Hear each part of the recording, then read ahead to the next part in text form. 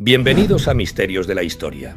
Aquí, el velo del tiempo se descubre para revelar los secretos más profundos de la humanidad. Nos adentramos en las civilizaciones que forjaron nuestro presente, explorando sus legados y enigmas. Este es el canal definitivo para acercarse al mundo antiguo. Comprenderemos quiénes somos y de dónde venimos, desentrañando las raíces de nuestra existencia. Cada episodio es una puerta a un conocimiento ancestral. Viajaremos a las cunas de la civilización, desde los misteriosos sumerios hasta los poderosos asirios. Descubriremos los faraones del antiguo Egipto, como el enigmático Tutankamón, y las maravillas de sus pirámides. Exploraremos el Mediterráneo con los astutos cartagineses y su legendario Aníbal. Nos sumergiremos en los pueblos celtas del norte, con sus ritos y tradiciones ancestrales. La antigua Grecia, cuna de sabiduría, nos espera con mentes brillantes como Sócrates y Platón. Sus filosofías aún resuenan en nuestros días, guiando el pensamiento moderno. El vasto imperio de la antigua Roma se alzará ante nosotros, con sus legiones lideradas por Julio César. Conoceremos las intrigas de Marco Antonio y Cleopatra, líderes y amantes que consolidaron su poder en el Mediterráneo, llevando a Egipto a su época más dorada, pero desencadenando también una guerra civil con Roma, que terminó con la República y marcó el comienzo del imperio. Analizaremos la expansión de los llamados bárbaros y su impacto en el mundo conocido. Desvelaremos los orígenes de los primeros cristianos y la profunda influencia de la Biblia Sagrada. Desde las conquistas de Alejandro Magno hasta la construcción de imperios, cada historia nos conecta con un pasado glorioso. Este es un viaje inmersivo a las épocas que nos definen. Misterios de la Historia es tu portal a un conocimiento fascinante. Te invitamos a explorar las profundidades de la antigüedad, a entender sus lecciones y a maravillarte con sus logros. Suscríbete a Misterios de la Historia. Acompáñanos en este viaje inolvidable a través del tiempo para descubrir los enigmas y misterios del pasado.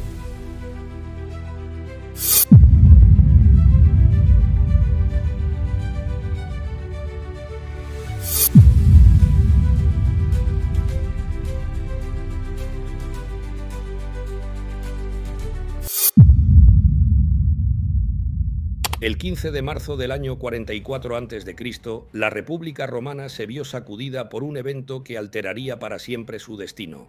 Julio César, el dictador perpetuo, fue brutalmente asesinado en el Senado, un acto que sus perpetradores creyeron restauraría la libertad republicana.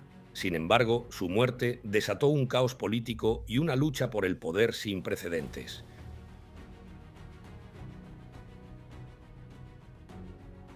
La conspiración, liderada por Bruto y Casio, no logró el efecto deseado de estabilizar la República. En cambio, abrió una profunda herida en el corazón de Roma, dividiendo a la sociedad entre los leales a César y aquellos que anhelaban el retorno de las antiguas instituciones. La incertidumbre y el temor se apoderaron de la ciudad.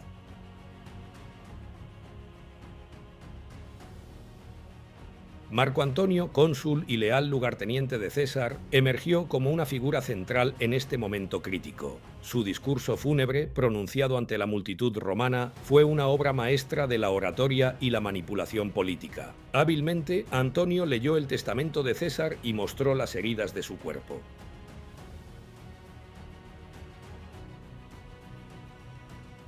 Con cada palabra, Antonio encendió la ira del pueblo contra los asesinos, transformando el luto en un clamor por venganza. La multitud, conmovida y enfurecida, se volvió contra los conspiradores, quienes se vieron obligados a huir de Roma para salvar sus vidas. Bruto y Casio, los principales cesaricidas, buscaron refugio en Oriente.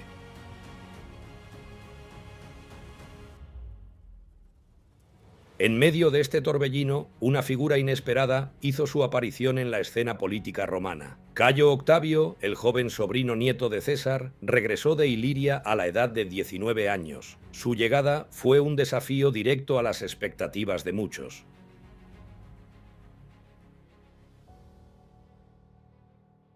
Octavio no era un general experimentado ni un político consolidado, pero poseía un activo invaluable. Era el hijo adoptivo y heredero de Julio César. Con esta legitimidad reclamó su herencia y, más importante aún, el legado político de su padre adoptivo. Su determinación era inquebrantable.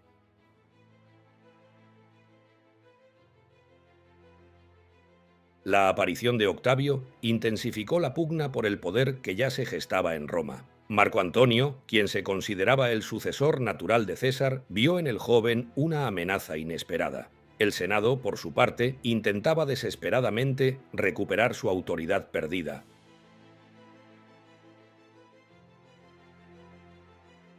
La República se encontraba en una encrucijada, con tres fuerzas principales compitiendo por el control.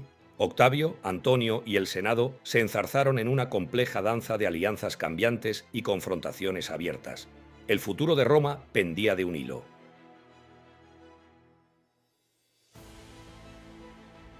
La tensión acumulada no tardó en estallar en una nueva guerra civil, la primera de varias que asolarían Roma en los años venideros. Las facciones se alinearon y el conflicto se hizo inevitable. La República se desangraba una vez más.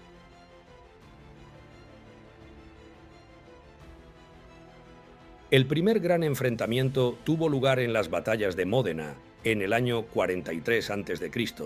Marco Antonio, buscando consolidar su posición, asedió la ciudad, defendida por Décimo Bruto, uno de los cesaricidas. El Senado envió fuerzas para levantar el asedio.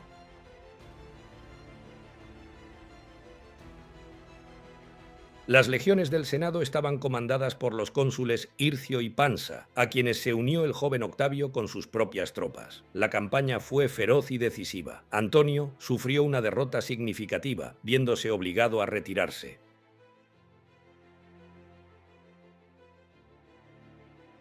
Sin embargo, la victoria senatorial tuvo un costo inesperado. Ambos cónsules, Hircio y Pansa, murieron en el transcurso de las batallas. Esto dejó a Octavio como el único comandante victorioso en el campo, con un ejército leal y una reputación creciente.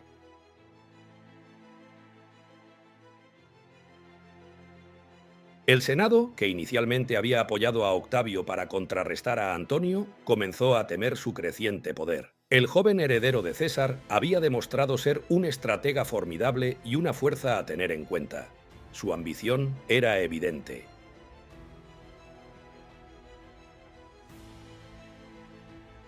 Ante la amenaza que representaban los cesaricidas y la necesidad de estabilizar la República, Octavio, Marco Antonio y Marco Emilio Lépido decidieron forjar una alianza sin precedentes. El 27 de noviembre del año 43 a.C. se formalizó el Segundo Triunvirato.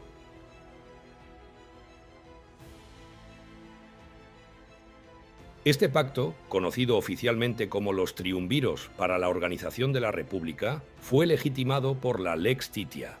Esta ley otorgó a los tres hombres poderes dictatoriales por un periodo de 5 años, una concentración de autoridad que superaba incluso la de César.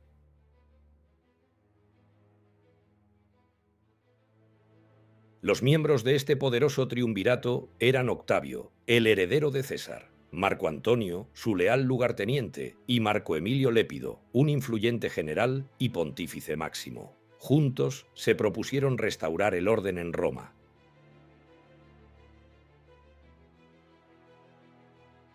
Los objetivos declarados del triunvirato eran claros: vengar el asesinato de Julio César y consolidar su propio poder sobre la República. Para lograrlo, no dudarían en emplear métodos drásticos y despiadados.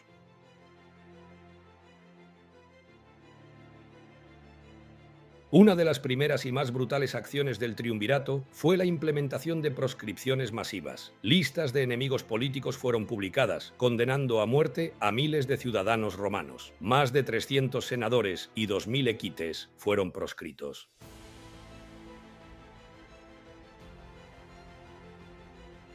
Entre las víctimas más prominentes de estas purgas se encontraba Cicerón, el célebre orador y defensor de la República. Su ejecución, ordenada por Antonio, simbolizó la brutalidad y la determinación del triunvirato para eliminar cualquier oposición.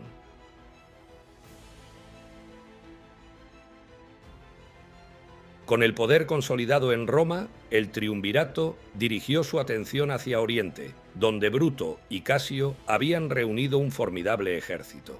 La venganza por el asesinato de César era una prioridad ineludible para los triunviros.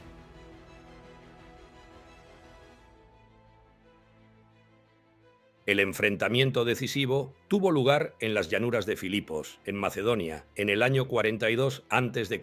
Las fuerzas de Octavio y Antonio se encontraron con los ejércitos de los cesaricidas en una serie de batallas épicas.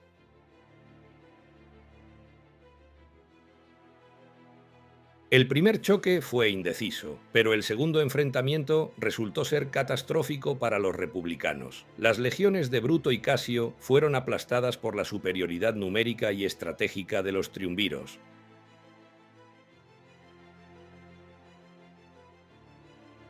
Tras la derrota, Bruto y Casio, viendo su causa perdida y sin esperanza de escapar, optaron por el suicidio. Sus muertes marcaron el fin de la facción republicana y la consolidación del poder de los triunviros.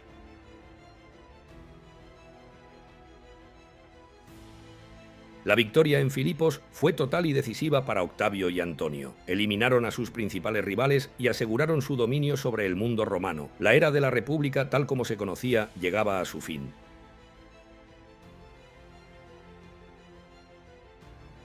Tras la victoria, los triunviros procedieron a un nuevo reparto del vasto imperio romano, reflejando el equilibrio de poder entre ellos. Este acuerdo sentaría las bases para futuras tensiones y conflictos.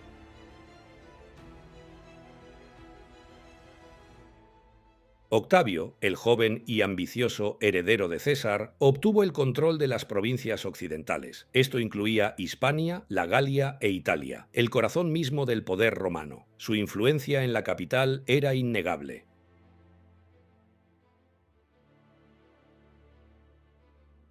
Marco Antonio, el veterano general y político, recibió las ricas provincias orientales. Grecia, Asia Menor, Egipto y el vasto Oriente quedaron bajo su administración. Esta división lo acercaría a las riquezas y culturas helenísticas.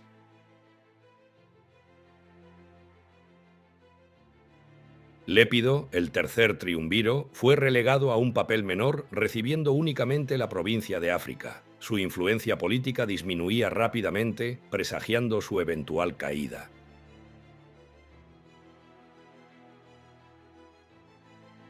El reparto del mundo romano llevó a Marco Antonio a Oriente, donde su destino se entrelazaría con el de una de las figuras más fascinantes de la antigüedad.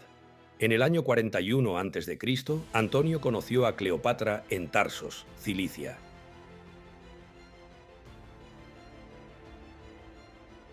La reina de Egipto, astuta y carismática, cautivó al general romano. Su encuentro marcó el inicio de una relación apasionada y políticamente cargada, que tendría profundas repercusiones para el futuro de Roma y de ambos amantes.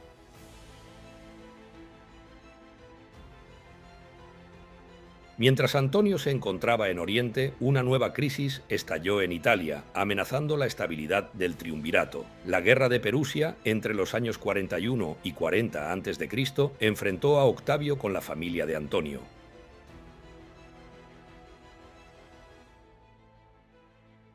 Lucio Antonio, hermano de Marco Antonio, y Fulvia, la enérgica esposa de Antonio, se rebelaron contra Octavio. Su objetivo era lograr un reparto más equitativo del poder dentro del triunvirato, sintiendo que Antonio había sido marginado.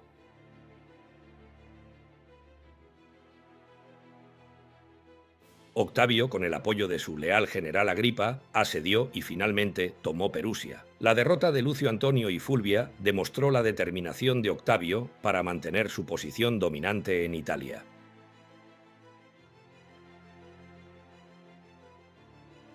A pesar de las tensiones y la guerra de Perusia, los triunviros lograron un nuevo acuerdo para evitar una guerra civil a gran escala. En el año 40 a.C. se firmó el Tratado de Brundisio.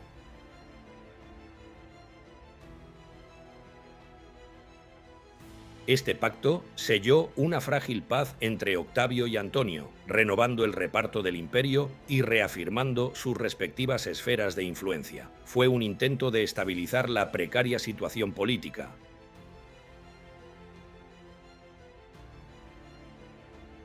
Para afianzar aún más la alianza, Marco Antonio contrajo matrimonio con Octavia, la hermana de Octavio. Este matrimonio político buscaba cimentar los lazos familiares entre los dos hombres más poderosos de Roma.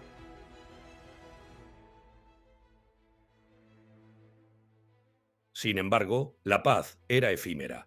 Una nueva amenaza surgió en el Mediterráneo. Sexto Pompeyo, hijo del gran Pompeyo Magno, había establecido una base de poder en Sicilia. Desde allí amenazaba el suministro de grano a Roma.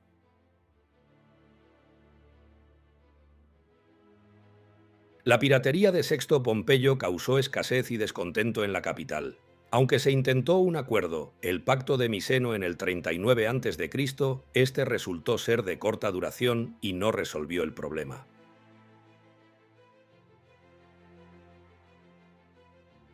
La lucha contra Sexto Pompeyo se prolongó durante varios años, culminando en la decisiva batalla naval de Nauloco en el año 36 a.C. Agripa, el brillante almirante de Octavio, logró una victoria aplastante.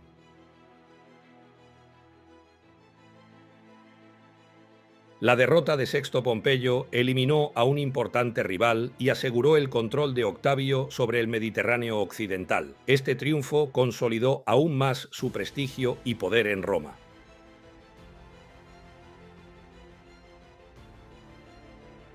La caída de Sexto Pompeyo también precipitó la caída de Lépido. Tras la victoria, Lépido intentó reclamar Sicilia para sí mismo, desafiando la autoridad de Octavio. Su ambición resultó ser su perdición.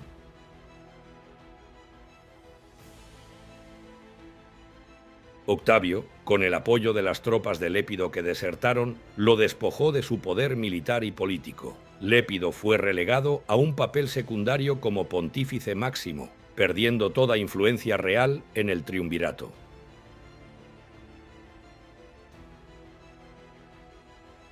Con Lépido fuera de juego, el poder en Roma se concentró en manos de Octavio y Antonio. Sin embargo, la relación entre ellos se deterioraba rápidamente, impulsada por las acciones de Antonio en Oriente y la astuta propaganda de Octavio.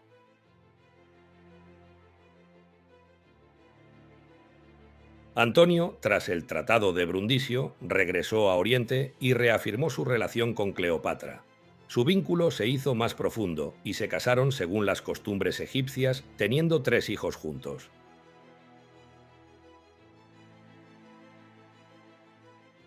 La conducta de Antonio en Oriente comenzó a generar un profundo malestar en Roma.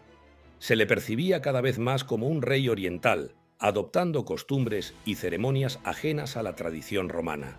Su lealtad a Roma era cuestionada.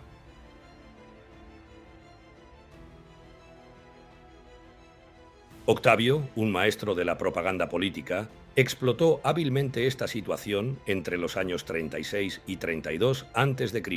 Acusó a Antonio de traicionar a Roma, de haber caído bajo el influjo de una reina extranjera.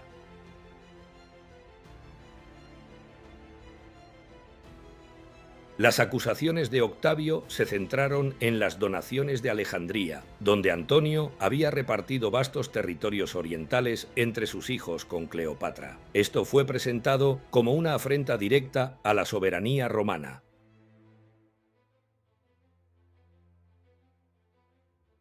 La opinión pública romana, manipulada por Octavio, se volvió cada vez más hostil hacia Antonio y Cleopatra. La imagen de Antonio como un traidor y un déspota oriental se arraigaba en la mente de los ciudadanos.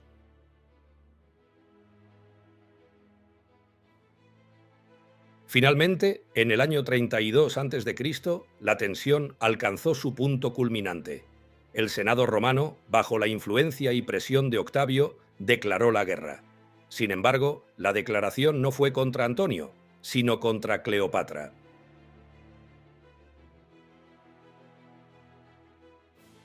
Esta estrategia legal permitió a Octavio presentarse como el defensor de Roma contra una amenaza externa, en lugar de un agresor en una guerra civil. La República se preparaba para su último gran conflicto.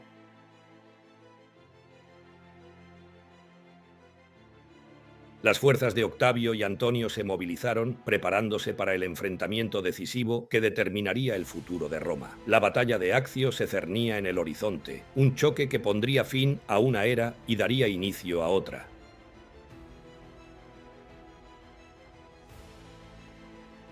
El siglo I antes de Cristo fue una época de profundas transformaciones y conflictos incesantes en la República Romana. Las tensiones internas y las ambiciones personales de sus líderes la empujaron hacia un punto de no retorno. Este periodo culminaría en una confrontación decisiva que redefiniría el futuro de Roma.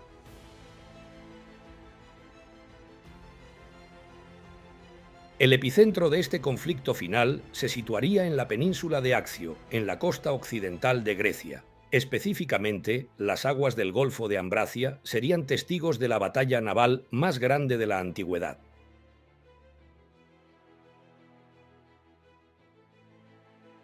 Los principales contendientes en esta lucha por el poder supremo fueron Marco Antonio y Cleopatra, por un lado, y Octavio, el heredero de Julio César, por el otro. Sus destinos se entrelazaron en una rivalidad que trascendía lo político y lo personal.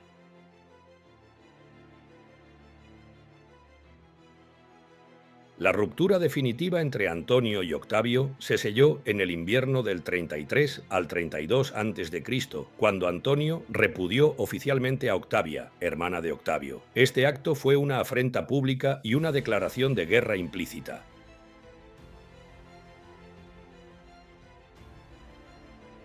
Tras este suceso, la mayoría del Senado romano, percibiendo el cambio de vientos políticos, abandonó la causa de Antonio. En la primavera del 32 a.C., sus miembros se unieron a Octavio, consolidando su posición en Roma.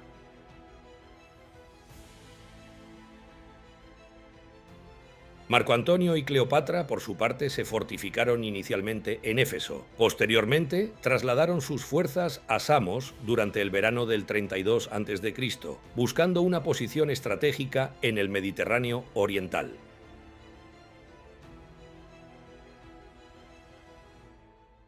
Finalmente, ambas fuerzas se posicionaron en el Golfo de Ambracia, cerca del puerto de Accio, a finales del 32 a.C. El enfrentamiento era inminente y el destino de la República pendía de un hilo.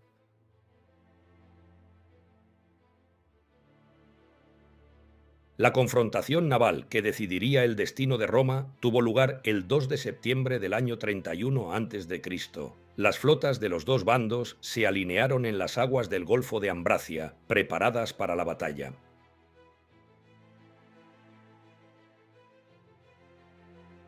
Las fuerzas de Antonio y Cleopatra contaban con entre 230 y 250 naves. Eran barcos grandes, lentos y fuertemente armados, diseñados para el abordaje y el combate cuerpo a cuerpo. Su base principal estaba en Accio.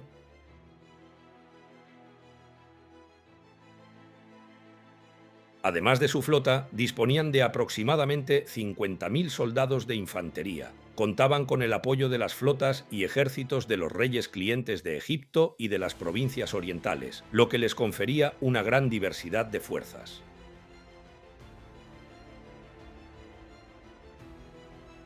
Octavio, por su parte, comandaba una flota de unas 400 naves. Sus barcos eran más pequeños, rápidos y maniobrables, ideales para el combate naval en mar abierto. Su ejército terrestre ascendía a 80.000 soldados.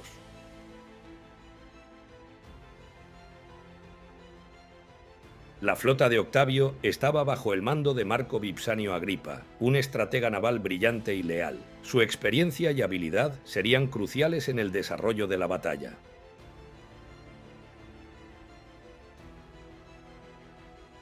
La estrategia de Antonio era clara: romper el bloqueo naval impuesto por Octavio y huir hacia Egipto. Necesitaba escapar de la trampa del Golfo para preservar sus fuerzas y reorganizarse.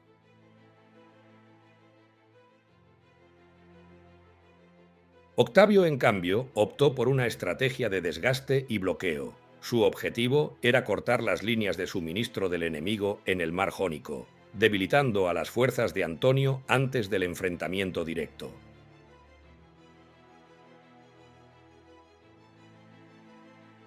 El desarrollo de la batalla comenzó con el intento de Antonio de alcanzar el mar abierto. Sus pesadas naves lucharon por maniobrar en el espacio limitado del Golfo, buscando una vía de escape.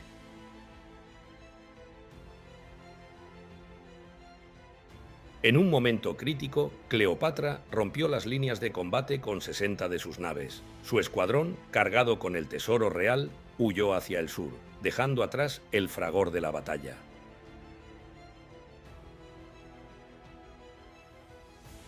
Marco Antonio, en una decisión que sellaría su destino, abandonó la lucha para seguir a Cleopatra. Dejó a sus tropas y el resto de su flota a merced del enemigo, priorizando su relación personal.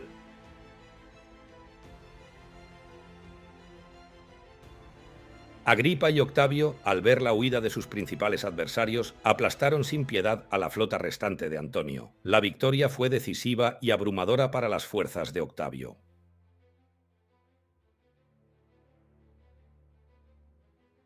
El resultado de Accio fue una victoria contundente para Octavio. Marcó el fin del poder militar de Marco Antonio y el principio del fin de su influencia política y personal.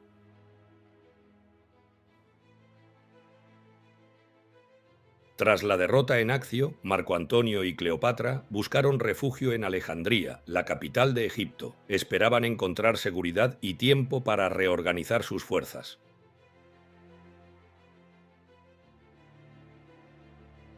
En el Palacio Real de Alejandría vivieron un periodo de lujo, fiestas y excesos. A pesar de la inminente amenaza, su relación se caracterizó por una pasión intensa y un intento de ignorar la realidad.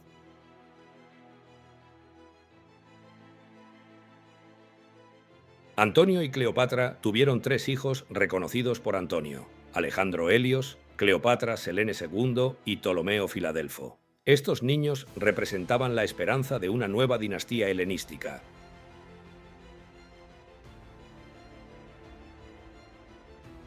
Antonio intentó reorganizar el poder en Oriente bajo un control romano-egipcio. Distribuyó territorios a Cleopatra y a sus hijos, buscando establecer una monarquía helenística que rivalizara con Roma.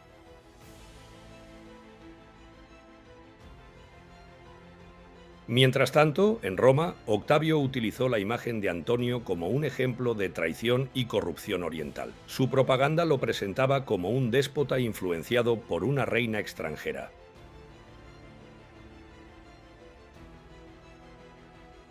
Octavio regresó a Roma en el año 30 a.C., aclamado como el Salvador de la República.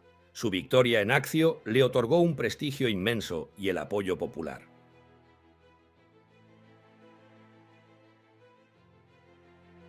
Con este triunfo, Octavio reforzó su poder, adoptando el título de Imperator Caesar. Este título no solo reconocía su liderazgo militar, sino que también lo vinculaba directamente con su padre adoptivo, Julio César.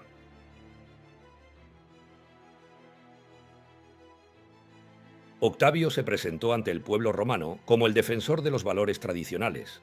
Contrastó su propia imagen con la corrupción oriental, que según él representaban Antonio y Cleopatra.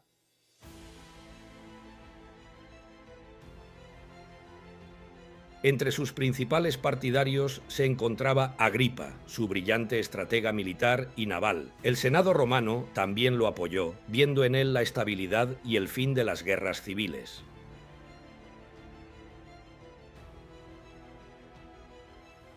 El pueblo romano, seducido por la propaganda de Octavio y la promesa de paz, lo aclamó como su líder. Estaban cansados de décadas de conflictos y anhelaban la estabilidad.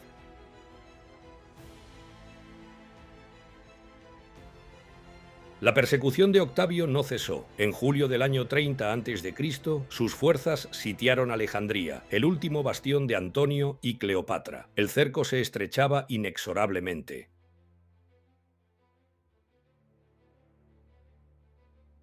Creyendo erróneamente que Cleopatra había muerto, Marco Antonio se suicidó el 1 de agosto del 30 a.C. Murió en los brazos de Cleopatra, en un acto final de desesperación y amor.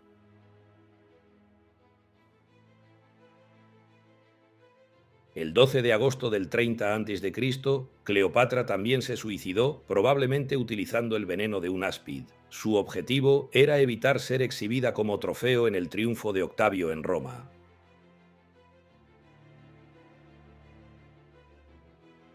Octavio, para asegurar su posición y eliminar cualquier posible rival, ordenó la ejecución de Cesarión, el hijo de Julio César, y Cleopatra. Recordemos que en el episodio anterior, en el cual repasamos la vida de Cayo Julio César, contamos la relación de César con la reina de Egipto y el nacimiento de Cesarión, hijo reconocido por César a todos los efectos. Con el asesinato de Cesarión se extinguía la línea directa de César.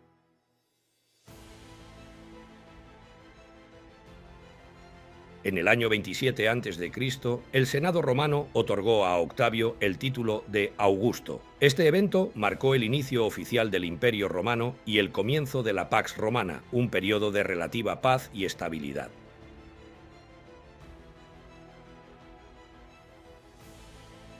Hasta aquí nuestro viaje de hoy, pero pronto volvemos con más historia apasionante. Para no perderte nada, suscríbete al canal, dale like y comparte. Así nos ayudas a seguir explorando el pasado y compartir nuestra ilusión. Misterios de la Historia es tu canal para el mundo antiguo, divulgativo, educativo y fácil de entender para todos los públicos y edades. Nos vemos pronto de nuevo en este tu canal.